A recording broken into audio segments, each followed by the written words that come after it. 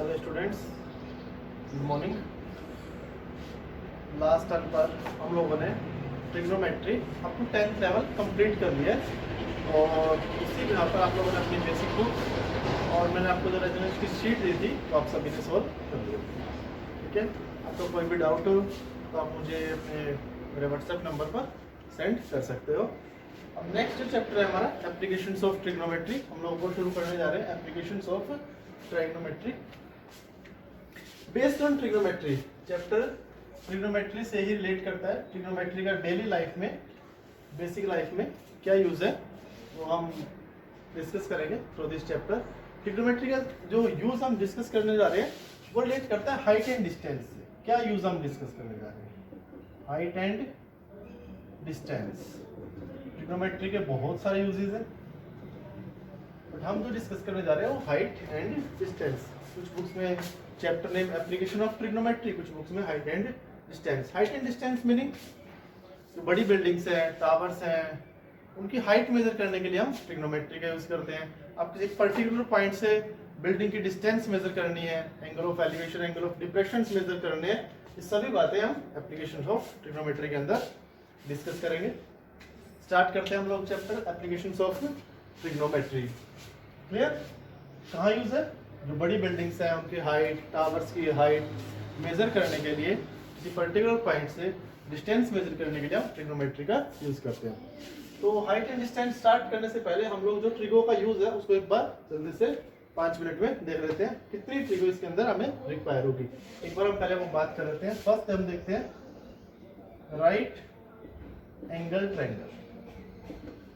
Right angle triangle, right angle triangle है ABC. Clear? ये हाइपोएक्स में तो कोई डाउट है ही नहीं हमें। ट्रिग्नोमेट्री के अंदर पढ़ा, अगर हमने थीटा एंगल दे रहे हैं हम किसी ट्रिग्नोमेट्री, अगर हम थीटा एंगल की बात कर रहे हैं जहां पर 90 और थीटा है, आपको उस साइड को क्या बोलना है? बेस। अदर साइड क्या हो जाएगी? परपेंडिकुलर। और हाइपोटेन्यूज होता ही है, ये हमेशा हाइपोटेन्यूज। अगर आप एंगल ए की बात कर रहे हैं, मान लो ये एंगल फाई है, फाई के लिए जब हम बात करेंगे तो 90 और फाई, तो ये साइड ए भी किसका काम करेगी? बेस। ये वाली साइड परपेंडिकुलर पे और ये वाली हाइपोटेन्यूज। ट्रिगो में पढ़ा हमने ये। क्लियर? आगे बढ़ते हैं। साइन थीटा, ये जो साइन फंक्शन है वो किसके इक्वल होता है? Perpendicular upon hypo. Cos theta b by h and tangent theta p by b होता है। Cosecant cosec h by p, sec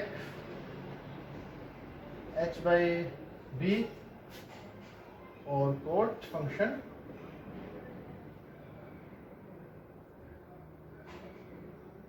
जो आप लोगों ने याद किया था, देखा भी था कैसे आया। पंडित बद्री प्रसाद हर बोले, वही लिखा है मैंने।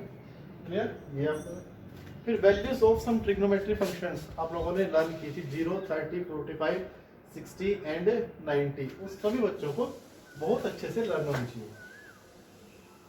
एक बार लिख लेते हैं 0, 30, 45, 60, 90। साइन, कोस एंड टेन की बात कर रहा हूँ, बाकी सभी फंक्शन आप रिवर्स करके बड़े आराम से लिख सकते हो। Sign 0 0, 1/2, 1/√2, √3/2, 1, 1, √3/2, 1/√2, 1/√2, 0। Tangent 0 0, 1/√3, 1, √3 and note define. ये सभी को याद होगा, बिल्कुल टिप्स पर होना चाहिए ये सभी बात। अगर आपको हाइट एंड डिस्टेंस पढ़ना और भी ट्रिक यूज होगी बट ये तो बिल्कुल टिप्स पे। नेक्स्ट बात करते हैं। अब 3 to 4 टर्मिनोलॉजी है एप्लीकेशंस ऑफ ट्रिग्नोमेट्री से रिलेटेड, वो देखते हैं हम लोग। Horizontal and vertical. Horizontal and vertical planes, ये वर्टिकल क्या है? हम लोग अर्थ के ऊपर, अर्थ जो हमारा हॉरिजॉन्टल। अब अर्थ के ऊपर जितने भी buildings, towers, poles, trees, persons, clear, जितने भी लोग हैं जितनी भी बिल्डिंग्स हैं अर्थ के ऊपर जितने भी लोग, उन सभी का हो अर्थ के साथ जो एंगल है वो कितना है 90। हमारा अर्थ के साथ एंगल कितना है 90। अर्थ के ऊपर एक पोल है, सिंपल हम जनरल सिचुएशन की बात कर रहे हैं, अर्थ के ऊपर एक पोल है, उसका अर्थ के साथ एंगल कितना होगा 90। कोई बिल्डिंग है, ऐसे तो लीनिंग टावर भी हो सकता है, बट वो मेंशन करेगा अगर टावर लीनिंग है, अगर स्ट्रेट टावर नहीं है, otherwise a vertical tower, vertical pole, vertical tree. Earth के ऊपर कोई पोल है तो उसका अर्थ के साथ एंगल कितना होगा 90 होगा। वही बात अब बोर्ड पर हम काम कैसे करेंगे, ये लाइन आपकी हॉरिजॉन्टल होगी, जितने भी सरफेस 90 डिग्री होंगे, अर्थ के ऊपर कोई बिल्डिंग है तो उसके ग्राउंड के साथ एंगल कितना होगा 90 होगा। First thing clear, horizontal and vertical. अच्छा एक बात और ध्यान रखनी है आप लोगों को, यहाँ पर जब हम यहाँ से देख रहे हैं तो अर्थ हमारा हॉरिजॉन्टल है, इसके ऊपर रूफ हॉरिजॉन्टल है, क्लियर। फिर रूफ जो नेक्स्ट जो रूफ होगी अगर हम बिल्डिंग के अंदर है तो फिर वो हॉरिजॉन्टल, यानी अर्थ के पैरेलल जितने भी सरफेस हैं वो हॉरिजॉन्टल का काम करेंगे, क्लियर। अर्थ हमारी हॉरिजॉन्टल का काम करेगी, फिर ये जो रूफ है ये भी हॉरिजॉन्टल, इससे नीचे वाले रूफ भी हॉरिजॉन्टल, नीचे वाला फ्लोर हॉरिजॉन्टल का काम कर रहा होगा, बिल्कुल सही। तो अर्थ के पैरेलल जितने भी सरफेस हैं या हॉरिजॉन्टल के पैरेलल जितने भी सरफेस हैं वो सभी हमारा किसका काम करेंगे हॉरिजॉन्टल। इस बात का आपको बिल्कुल कंफ्यूजन नहीं होना चाहिए। वर्टिकल जिनका अर्थ के साथ एंगल 90 है तो सभी का वर्टिकल का काम करेंगे, क्लियर। आगे बढ़ते हैं।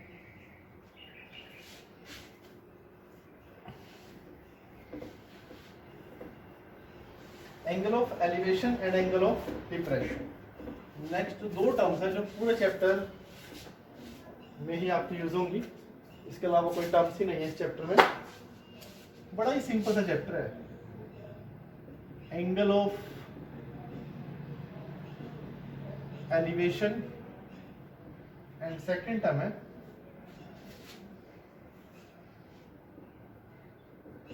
Angle of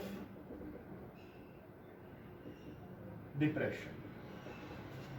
angle of elevation and angle of depression. Horizontal surface, यहां पर कोई टावर है, ए भी टावर है, A is top of tower, B is foot of tower. आप ग्राउंड पर किसी पी पॉइंट पर हैं, आप टावर के टॉप को देख रहे हैं, टावर के टॉप तो रे ऑफ लाइट कैसे ट्रेवल करेगी, ऐसे स्ट्रेट लाइन में ट्रेवल करेगी। अर्थ और हॉरिजॉन्टल और वर्टिकल का एंगल, अर्थ और टावर का एंगल कितना होगा 90। अब देखो एंगल ऑफ एलिवेशन की बात कर रहा हूँ, इसकी बात कर रहा हूँ angle of elevation. First thing, जब हम नीचे से ऊपर की तरफ देखते हैं या रे ऑफ लाइट नीचे से ऊपर की तरफ ट्रैवल करती है तो उसको बोलते हैं angle of elevation, clear. Angle of elevation तभी बनेगा, एंगल ऑफ एलिवेशन किसको बोलेंगे, रे ऑफ लाइट और उस पॉइंट पर हॉरिजॉन्टल, उस पॉइंट पर हॉरिजॉन्टल के बीच जो एंगल है, यानी ये जो एंगल है इसको बोलेंगे angle of elevation. Angle of elevation, angle of elevation और एंगल ऑफ डिप्रेशन में बेसिक डिफरेंस क्या है अभी समझेंगे। तो एंगल ऑफ एलिवेशन जब हम नीचे से ऊपर की तरफ देख रहे हैं उसको एंगल ऑफ एलिवेशन बोलेंगे, फर्स्ट थिंग तो ये। सेकंड थिंग, किस किस के बीच होगा angle of elevation, ray of light और उस पॉइंट पर जो हॉरिजॉन्टल है उन दोनों लाइंस के बीच जो एंगल है उसको बोलते हैं एंगल ऑफ एलिवेशन, क्लियर। अच्छा सुनो नेक्स्ट एक एग्जांपल, ये टावर,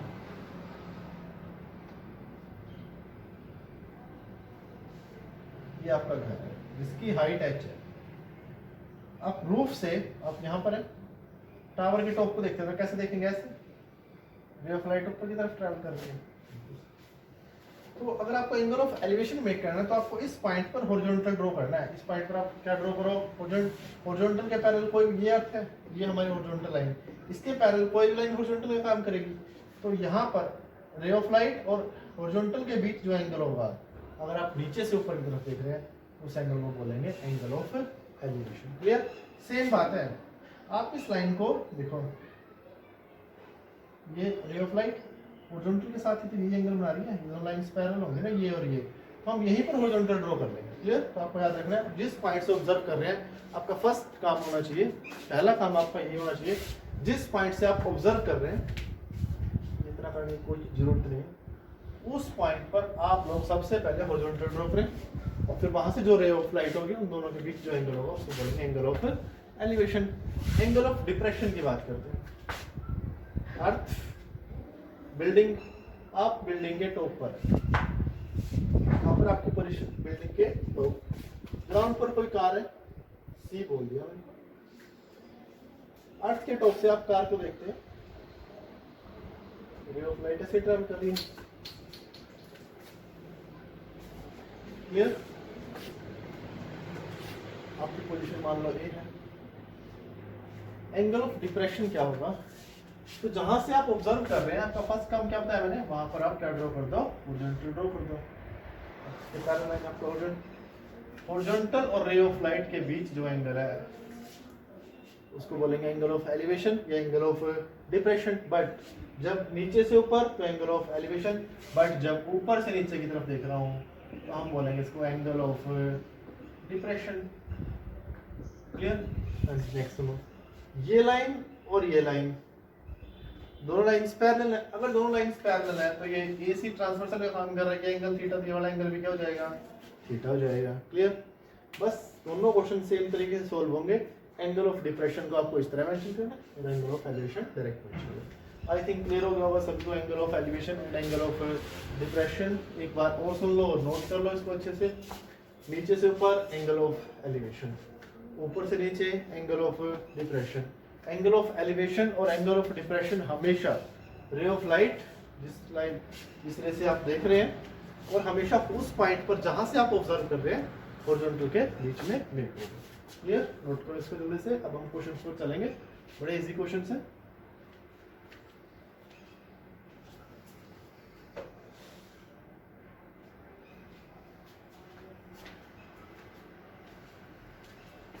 फर्स्ट क्वेश्चन बिल्कुल आसान सवाल।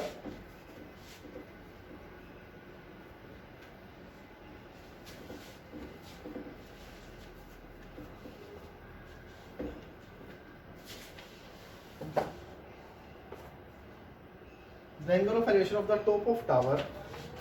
First question.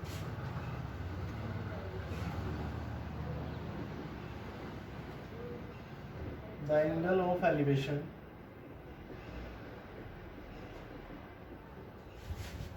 of the top of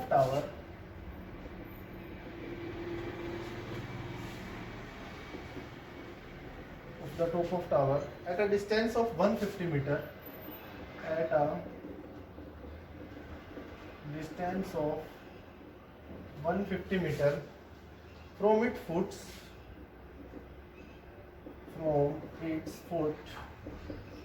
on a horizontal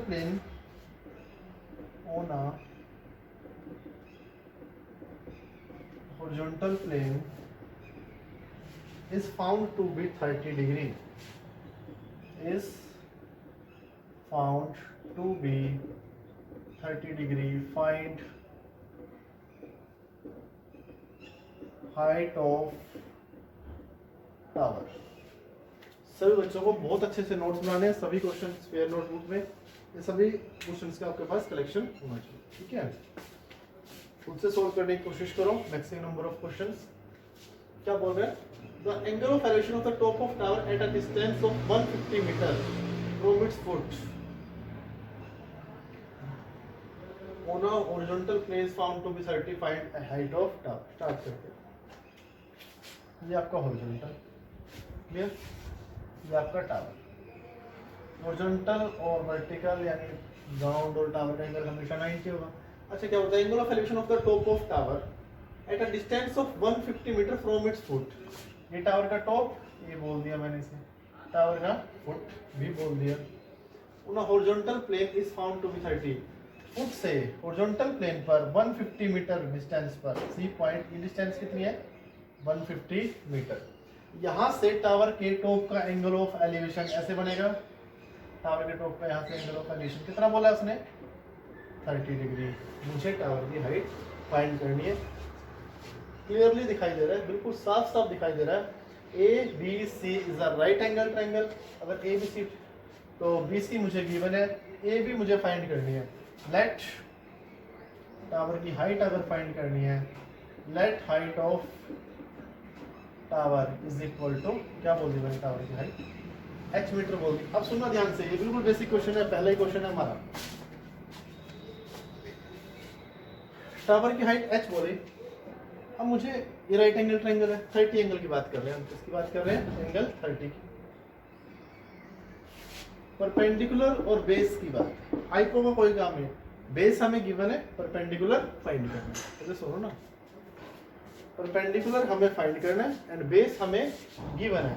perpendicular and base, अब आप रिलेशन याद करो, आपके पास अगर बात करें परपेंडिकुलर और हाइपो की, तो कौन सा रिलेशन लगाओगे, साइन लगा दोगे। बेस और हाइपो की तो कोस, बट परपेंडिकुलर एंड बेस की बात हो रही है, हाइपो से तो कोई लेना नहीं है, ना तो गिवन है ना फाइंड करना है।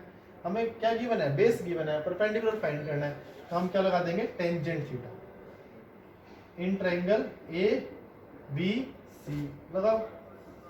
Tangent 30 is equal to h by 150, yes or no, tangent 30 1/√3 is equal to h by 150 and h is equal to 150 by √3, कितना आ जाएगा, रैशनलाइज कर लेना, 50√3, √3 की वैल्यू रख दो, 1.732 आपकी h की वैल्यू आ जाएगी, इन मीटर आ जाएगी। Clear. Next question, what is the angle of elevation of the sun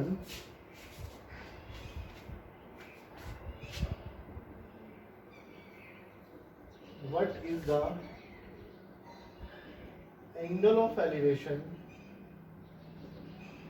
what is the angle of elevation of the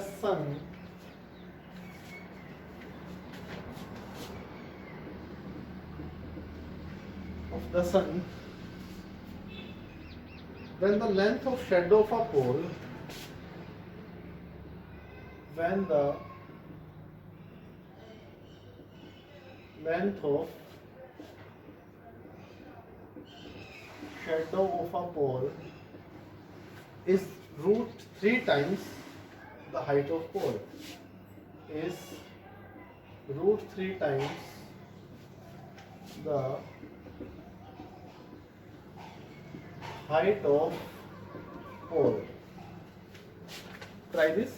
What is the angle of elevation of the sun when the length of shadow of pole is √3 times the height of pole? Firstly, सबसे पहले आपको figure make करना है। अगर आपका figure अच्छे से बन जाता है तो 50% क्वेश्चन आपका हो जाता है। स्टेटमेंट को अच्छे से रीड करो, एक बार नहीं तो 2 बार रीड करो, फिगर मेक करो अच्छे से। जब आप फिगर के लिए शुरू हो जाओ तो ही आप लोग आगे बढ़े। ट्राई करो इस क्वेश्चन को, 1 minute.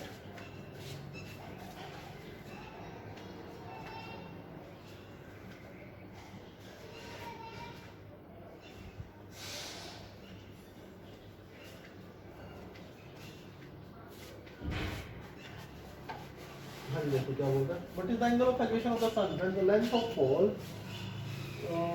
Shadow is √3 times the height of pole. Start करते हैं। ये हॉरिजॉन्टल, ये pole, let the height of pole be h metre, metre तो बोलो √3 h मीटर हो जाएगी, डजंट मैटर, √3 टाइम्स है। यहाँ पर हमने सन कंसीडर किया, सनरेज ऐसे आ रही है तो कोई सनरे ऐसे आती है, अब ये ऊपर से आए डजंट मैटर, जो टॉप को टच करके आएगी। ये ए पॉइंट बोल दिया, बी बोल दिया और ये सी बोल दिया, ठीक है। अब उसके बाद अब आप यहाँ से देखो ना, यहाँ तक तो, यहाँ इस पोर्शन बी सी पोर्शन तो कोई रेज नहीं आ रही, अगर यहाँ से टकरा जाएंगे तो इसके बाद यहाँ से जो ये रेज है उसके बाद तो आ ही नहीं है, तो बी सी आपकी शेड हो जाएगी। ये बड़ी सिंपल सी बात है, फिजिक्स में भी पढ़ा होगा आप लोगों ने। क्लियर। अच्छा, बीच अगर ये पोल की हाइट मैंने h बोली है तो उसने बोला है height length of shadow is √3 times, तो √3 h हो जाएगी। ये वाला एंगल कितना होगा, 90। Angle of elevation of sun find करना है। क्या फाइंड करना है, angle of elevation of sun. यहाँ से देखो ये होगा angle of elevation of sun, theta बोल दिया। क्या बोल दिया, angle of elevation sun should be theta. Triangle ABC दिखाई दे रही है आप सभी को। परपेंडिकुलर और बेस, परपेंडिकुलर और बेस हाइपो मतलब गिवन है ना, फाइंड करना है, तो हाइपो से क्या लेना भी, परपेंडिकुलर और बेस की बात करता हूँ। लगाओ in triangle ABC, in triangle A B C tangent theta is equal to h divided by √3h, h to h क्या हो गया कैंसिल, परपेंडिकुलर अपॉन बेस लगाया, tangent theta is equal to 1 by √3, it means theta is equal to 30. Clear? Meaning जब किसी पोल की shadow उसके √3 times होती है, क्या होती है √3 टाइम्स, उस टाइम पर अगर आप सन को देखेंगे तो सन का जो एंगल ऑफ एलिवेशन होगा वो 30 मिलेगा। बड़ी सिंपल सी बात है। क्लियर? प्रैक्टिकली भी सोच लिया करो, ऐसे नहीं कि आंसर आ गया तो बात खत्म हो गई है। मीनिंग क्या है क्वेश्चन का, उस टाइम पर अगर आप जब height of pole, height of shadow is √3 times of any object, pole, building, person, doesn't matter, अगर ऐसा होता है हाइट ऑफ शेडो √3 टाइम्स है, then the angle of elevation of sun is 30। Clear? Next question,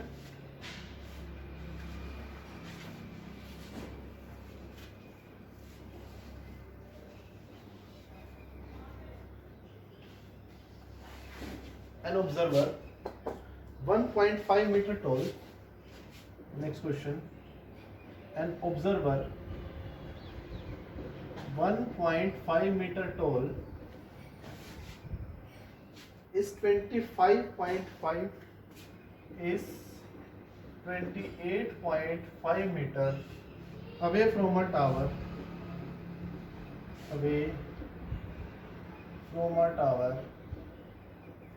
which is 30 meter high,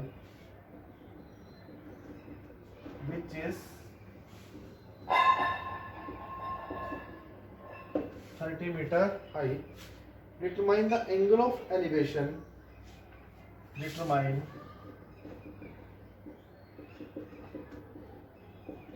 angle of elevation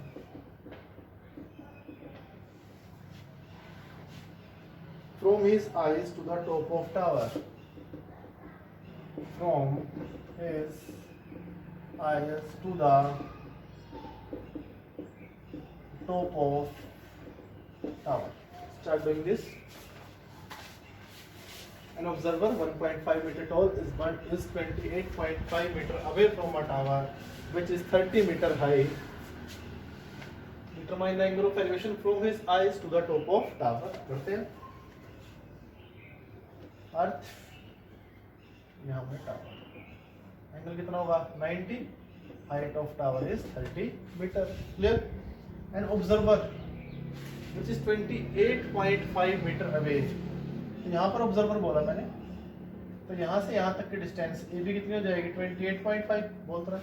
observer is 1.5 metre toll, तो यहाँ पर आपको कितना लेना होगा 1.5 मीटर। क्लियर? अच्छा, अब यहाँ से मुझे टावर का एंगल ऑफ एलिवेशन फाइंड करना है। ये रे ऑफ लाइट अगर यहाँ से ऑब्जर्व करें तो मैंने आपको क्या कहा, यहाँ पर आप सबसे पहले क्या ड्रॉ करें, हॉरिजॉन्टल ड्रॉ करें इसके पैरेलल लाइन, तो ये 90 था तो यहाँ पर भी 90 रहेगा। ये 28.5 है, 28.5, तो ये भी कितनी आ जाएगी साइड 28.5। अच्छा सुनो, ये 1.5 तो सामने भी कितनी हो जाएगी 1.5, कंप्लीट 30 है तो कितनी हो जाएगी 28.5। सभी को नाम दे लो ए बी सी डी ई। अच्छा, क्या फाइंड करने वो बोल रहे हैं, determine the angle of elevation from his eyes to the top of tower. Eyes, tower के टॉप का एंगल ऑफ एलिवेशन क्या बोल दिया मैंने, let theta be the angle of elevation of top of tower from his eyes.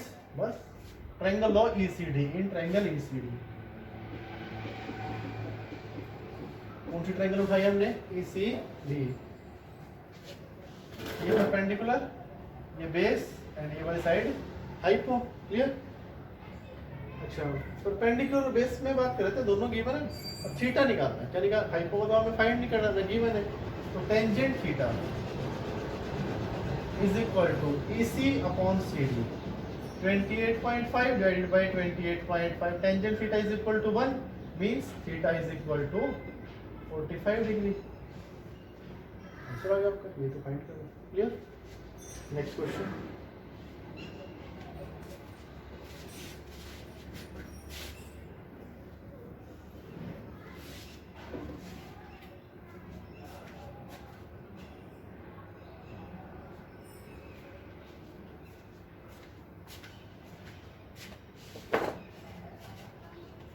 Next question.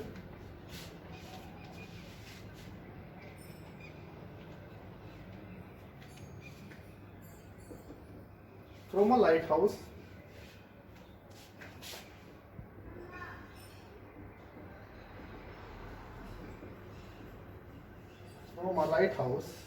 the angle of depression of two ships, the angle of depression of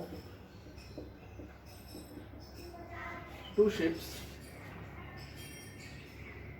on opposite side of lighthouse are on opposite side of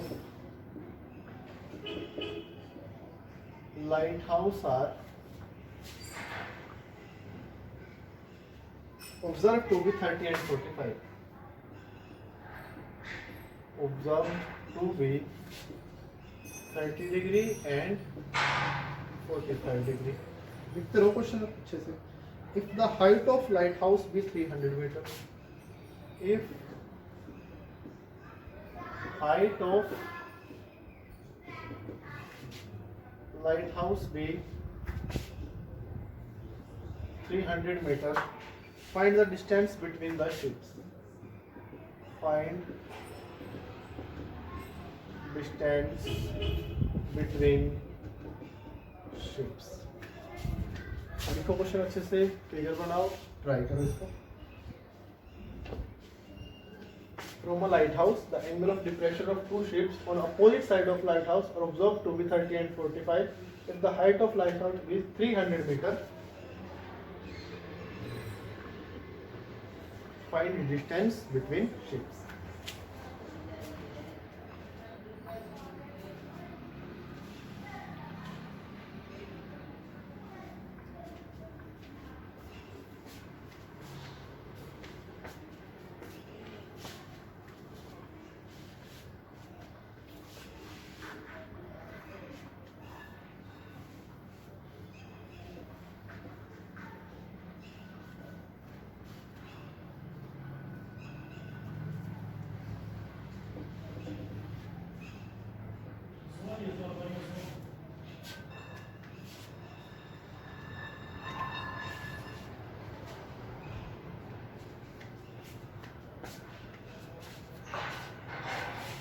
चलिए start करते हैं।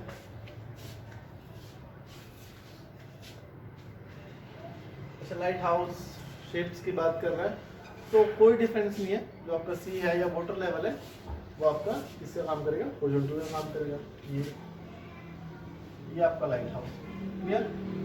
Horizontal light house, vertical होगा, angle 90 हो जाएगा। Two ships are on opposite side. ये ship A बोल दिया और ये शिप क्या बोल दिया मैंने, बी बोल दिया। From a light house the angle of depression. अच्छा जी, आप यहाँ पर लाइट हाउस के टॉप पर दो शिप्स को देखते हैं, दोनों अपोजिट साइड है। आप पहले फर्स्ट शिप को देखते हैं, ये ऐसे देखेंगे। यहाँ पर आपकी फर्स्ट शिप है ए, आप ऊपर से देख रहे हैं इसको। जब आप वहां से ऑब्जर्व कर रहे थे, आप यहाँ पर क्या ड्रॉ करेंगे, सबसे पहले तो हॉरिजॉन्टल ड्रॉ करेंगे। हॉरिजॉन्टल और रे ऑफ लाइट के बीच जो एंगल होगा एंगल ऑफ डिप्रेशन। अच्छा 30 बोला और 45 बोला है, तो आपको ये बात वैसे तो किसी को 30 ले लो, किसी को 45 ले लो, कुछ फर्क नहीं है। फिर आपको ये बात क्लियर होनी चाहिए, जो आपने जिसकी डिस्टेंस कम ली है वो एंगल 45 होगा, जिसकी डिस्टेंस आप लोग ज़्यादा ले रहे हैं वो एंगल 30 होगा। जितना दूर जाएंगे एंगल कम होता रहेगा। तो आप लोग इस एंगल को क्या ले लेंगे, 45 लेंगे। Clear. From the top of light house first angle is depression is 45। अच्छा सेकंड बेस पॉइंट से इस पॉइंट को ऐसे देखेंगे, बी पॉइंट को। क्लियर। यहां से एंगल ऑफ डिप्रेशन कितना है, 30 है।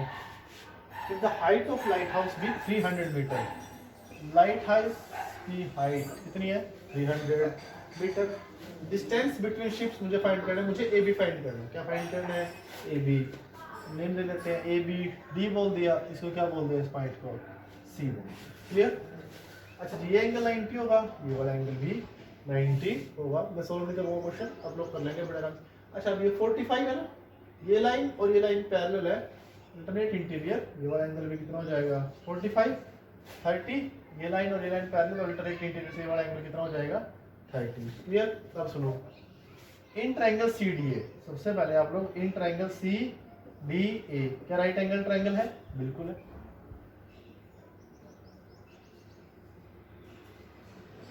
In triangle C D A right angle triangle है। यहाँ से मैं एडी फाइंड कर लूँ, यहाँ से क्या फाइंड कर लूँ? बीडी। अगर एडी और बीडी को ऐड कर देंगे तो खत्म हो जाएगा क्वेश्चन। अच्छा जी, एडी को फाइंड करने के लिए ये परपेंडिकुलर का काम करेगा, ये बेस का काम करेगा। टेंजेंट लगाएंगे हम, हाइपो से तो कुछ कहना देना नहीं है। Tangent 45, 1 is equal to 300 by A D, रोज मल्टीप्लाई कर लो, A D is equal to 300। इस ट्रायंगल में आ जाओ, C D B, perpendicular upon base 300 upon D B is equal to tangent 30, 1 by root 3। D B कितना आ जाएगा आपको पास? 300 root 3। Distance between ships, one ship is A and second ship is B, add कर देंगे। A B is equal to 300 plus 300 root 3, 300 common, अंदर होगा 1 plus root 3 कितना होता है? 1.732। 300 multiply 2.732 metre is your answer. Clear question? Next question.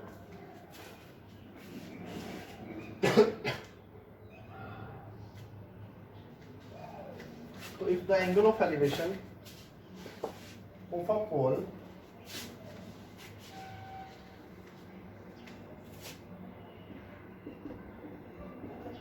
if the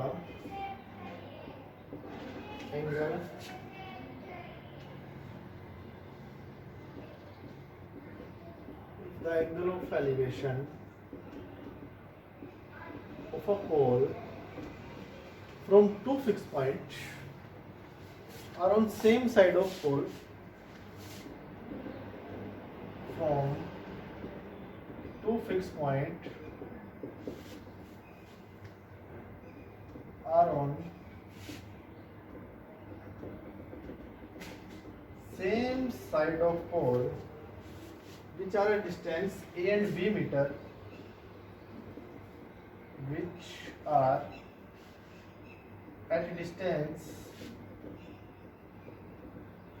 a and b meter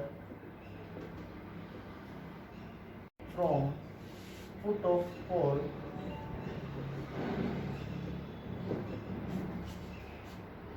show that the height of pole is, which are at distance a and b meter from foot of pole are complementary.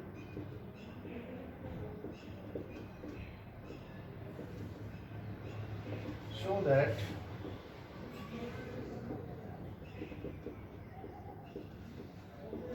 height of pole is root AB. Read the question. If the angle of elevation of a pole from two fixed points are on same side of pole, which are distance are a and b meter from the foot of pole, is complementary. Pole के same side पर दो points है, एक की distance a है, second की distance b metre है, कोई दिक्कत नहीं। Angle of elevation is complementary, angle of elevation is complementary. एक पॉइंट से एंगल अगर 60, दूसरे से कितना होगा 30, एक से 48 है, दूसरे से कितना होगा 42 होगा, इन दोनों का सम 90 है। Show that height of pole is root A B metre. Metre doesn't matter, जो भी यूनिट होगी, ए एंड बी यूनिट्स लिख लो, ठीक है। आपको शो करना, स्टार्ट डूइंग दिस।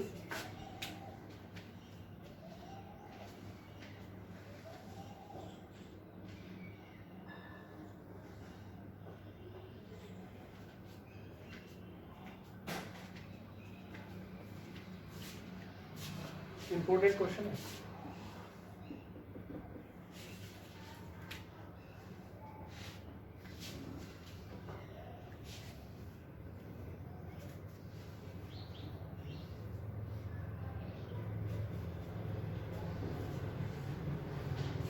कोई थ्योरेटिकल पोर्शन नहीं है चैप्टर में, कोई फॉर्मूला नहीं है। क्वेश्चन पढ़ो, फिगर बनाओ, सोल्व करो, बात करो। हाँ जी, स्टार्ट करो। If the angle of elevation of a pole from two fix point, हाँ जी, horizontal pole 90 from two fix point which are on same side of tower. दो पॉइंट्स है, दोनों सेम साइड ऑफ टावर है। एक को बोल दिया ए और एक को क्या बोल दिया बी। क्लियर? इस पॉइंट को ए बोल दिया, इस पॉइंट को। Which are distance A and B. अच्छा, एक की टावर से डिस्टेंस कितनी है ए, और इसकी डिस्टेंस टावर से कितनी है B. Angle of elevation is complementary, angle of elevation is complementary. A point से टावर के टॉप का एंगल हमें नहीं पता क्या है, स्ट्रेट लाइन है, थीटा बोल दिया। बी पॉइंट से कितना हो जाएगा angle of elevation, 90 minus theta हो जाएगा। बड़ी सिंपल सी बात है, कॉम्प्लीमेंट्री बोले, दोनों एंगल का सम कितना होगा 90। एक एंगल थीटा, सेकंड कितना हो जाएगा 90 माइनस थीटा। हाइट ऑफ पोल निकालनी है, हाइट ऑफ पोल या टावर जो भी है, बिल्डिंग डजंट मैटर। नेमिंग कर लेते हैं A B C D. Let height of pole be H. Pole की हाइट क्या होगी एच बोल दी। अब आपको ये क्वेश्चन बिल्कुल अच्छे से ध्यान रखना। सभी जितने भी आप क्वेश्चन, अभी तो मैंने जितने 3 या 4 क्वेश्चन लिखे वो बिल्कुल ही सिंपल क्वेश्चन लिखे थे, जिनके अंदर सिर्फ एक ट्रायंगल बननी थी, एक बात आपको फाइंड करनी थी, सब दिखाई देती। अब दो ट्रायंगल्स मेक हो रही है, देखो ध्यान से। दो राइट एंगल ट्रायंगल मार्केट में आ गए, D C A and D C B. चलिए जी शुरू करते हैं। हमें एच फाइंड करना है। क्या फाइंड करना है एच। चलिए जी इसमें फाइंड करना इन ट्रायंगल। पहले हम बात करता हूँ डी सी ए। दिखाई दे रही है सभी को राइट एंगल ट्रायंगल। मुझे एच फाइंड करना है। क्या फाइंड करना है एच। ए गिवन है, ए सी गिवन है, ए साइड तो हमें, तो परपेंडिकुलर गिव फाइंड करना है, बेस फाइंड, तो टेंजेंट लगाते हैं। Tangent theta is equal to H by C. Tangent theta is equal to sorry H by A I, perpendicular upon clear. Second triangle, in triangle D C B, कोई B C base given है तो लगाओ H by B. H by B कितना हो जाएगा tangent. देखो इस बात में किसी बच्चे को डाउट नहीं होना चाहिए। टेंजेंट 90 माइनस थीटा कितना हो गया H by B. Tangent 90 minus theta is equal to cot theta. H by B is equal to cot theta. यहाँ तक सभी बच्चों को हो जाना चाहिए क्वेश्चन। टेंजेंट थीटा गिवन है और यहाँ से क्या गिवन है कोट थीटा। ये मेरी फर्स्ट इक्वेशन, ये मेरी कौन सी इक्वेशन सेकंड इक्वेशन, फर्स्ट और ये सेकंड। अच्छा हमें तो एच फाइंड करना है। क्या करना है एच फाइंड करना है, कंपेयर करनी है दोनों इक्वेशंस। क्या करते हैं हम लोग, अब देखो टेंजेंट थीटा गिवन है, क्या मैं इसको ले सकता हूँ cot theta is equal to A by H. दोनों को इक्वल तो करो ना, वो कोट में टेंजेंट में इसको लिखो। अब cot theta is equal to A by H, cot theta is equal to H by B. First बोलो इसको फ्रॉम फर्स्ट एंड सेकंड। क्या हुआ A by H is equal to H by B. H square cross multiply is equal to A B and H is equal to root A B. ये result आप लोगों को याद कर लेना, mind में होना चाहिए आपका रिजल्ट। अगर किन्हीं दो पॉइंट सेम साइड से टावर के एंगल ऑफ एलिवेशन कॉम्प्लीमेंट्री है और पॉइंट्स की डिस्टेंस ए एंड बी है, क्या है पॉइंट की डिस्टेंस ए एंड बी, तो जो टावर की हाइट है वो रूट ए बी आएगी। क्या आएगी रूट ए बी। तो अब आपको कंफ्यूज नहीं होना, अगर आपका ऐसा क्वेश्चन आ जाता है तो इतनी बड़ी रामायण नहीं लिखनी है आपको। ये अगर मान लो डिस्टेंस 4 है और ये डिस्टेंस कितनी है 9 है, ये 4 है और ये क्या है 9, तो हाइट ऑफ टावर कितनी हो जाएगी 9 इंटू 4 रूट 36 रूट कितनी हो जाएगी 6 हो जाएगी। क्लियर। रिजल्ट अच्छे से याद, इंपॉर्टेंट क्वेश्चन ध्यान रखेंगे। आगे बढ़ते हैं।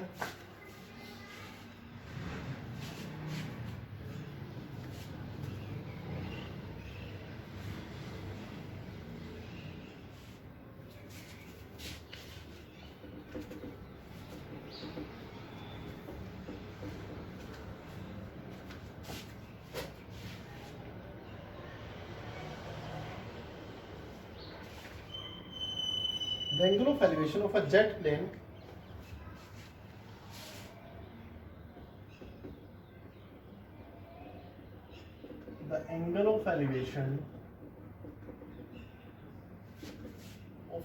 plane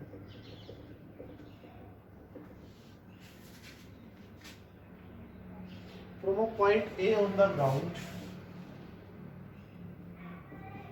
from a point A on the ground is 60. After a flight of 15 seconds,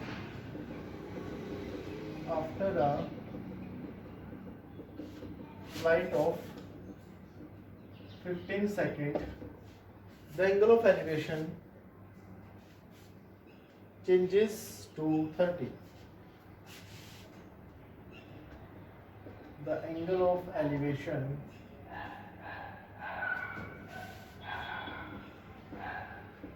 changes to 30. अब प्लेन है जो जेट प्लेन है आपका, एयर में कांस्टेंट नहीं है, मूव कर रहा है।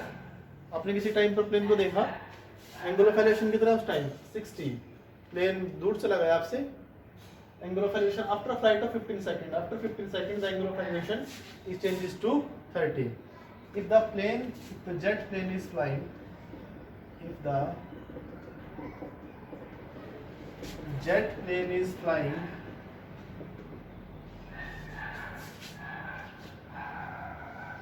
at a constant height of 1500 root 3, at a constant height of 1500 root 3 meter, find the speed of jet plane. Find speed of jet plane. मैं आपको फिगर बनाता हूँ, आप लोग ट्राई करेंगे उसके बाद, ठीक है। क्या बोल रहे हैं? Angle of elevation of a jet plane from a point A on the ground is 60, ठीक है।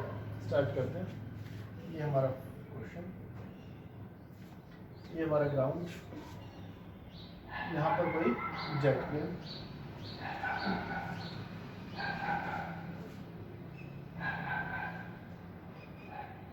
ग्राउंड पर कोई ए पॉइंट।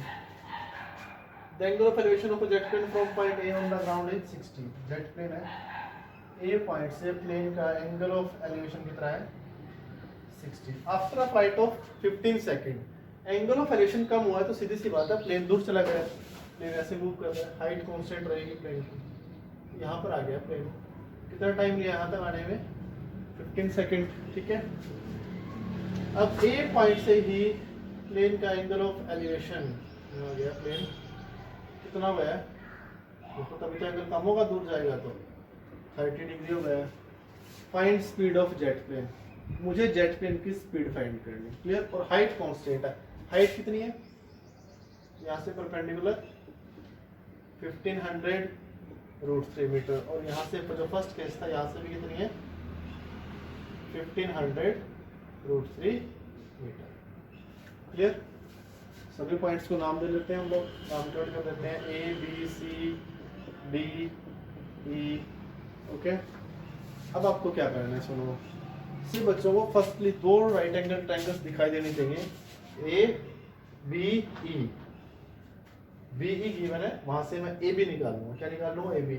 और एक सेकंड ट्रायंगल है ए सी डी, 30 एंगल्स के, वहां से हम लोग क्या निकाल लेंगे ए सी फाइंड करेंगे। क्या फाइंड करेंगे ए सी, क्योंकि हमें सी डी गिवन, क्लियर। फिर ए सी से ए बी माइनस कर दो तो बी सी आ जाएगी, B C is equal to A D. E D उसने डिस्टेंस ट्रेवल करी, ई डी क्या ट्रेवल करी है डिस्टेंस, और टाइम दिया आपको, क्या दिया है टाइम, आपको स्पीड फाइंड करनी है। 1 मिनट कैलकुलेट करेंगे सभी जल्दी से, 1 मिनट का टाइम आपका मेरे पास, 1 से 2 मिनट जल्दी।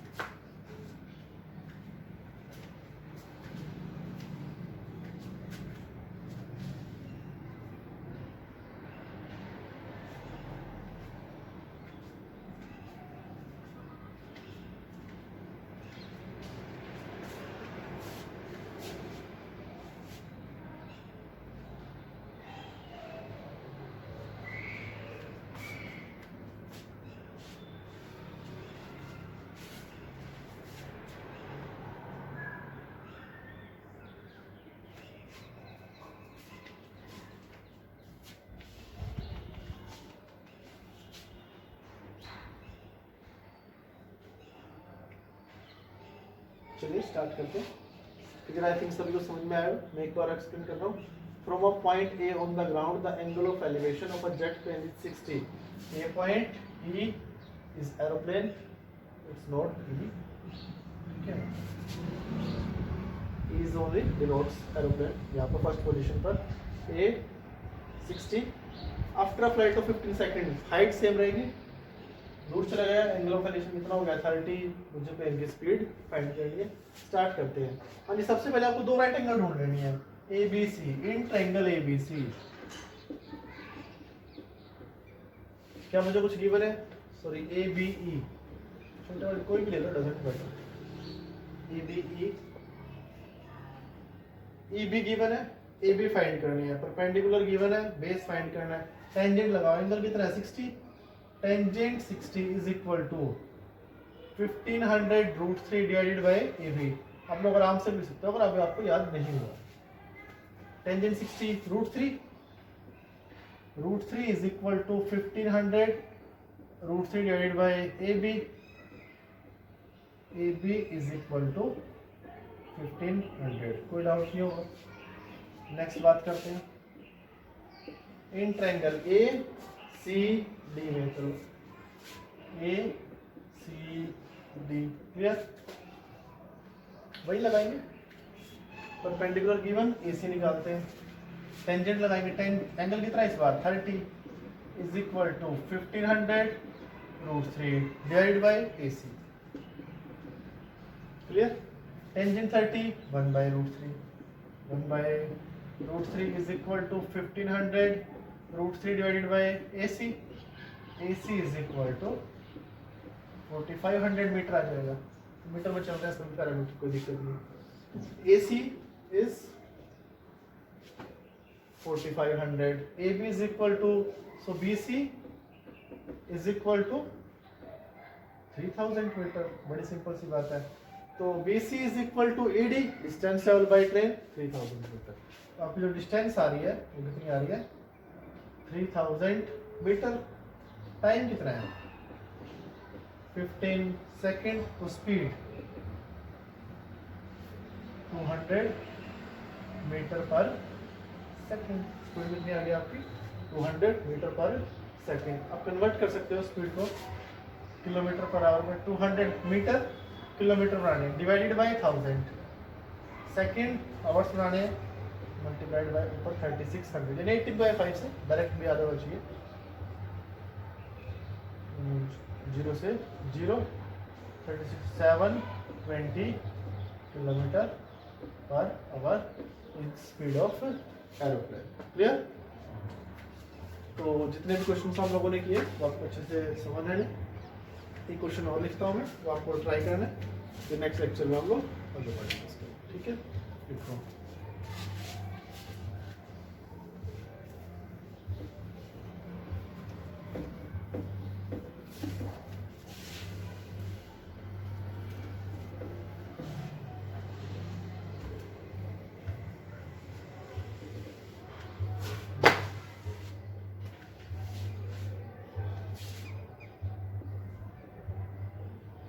From a point h meter above lake, from a point h meter above lake, the angle of elevation, the angle of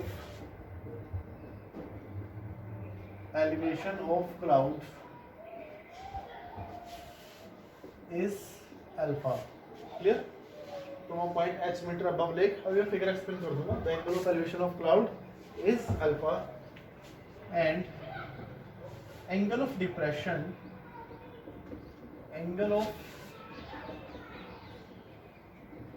depression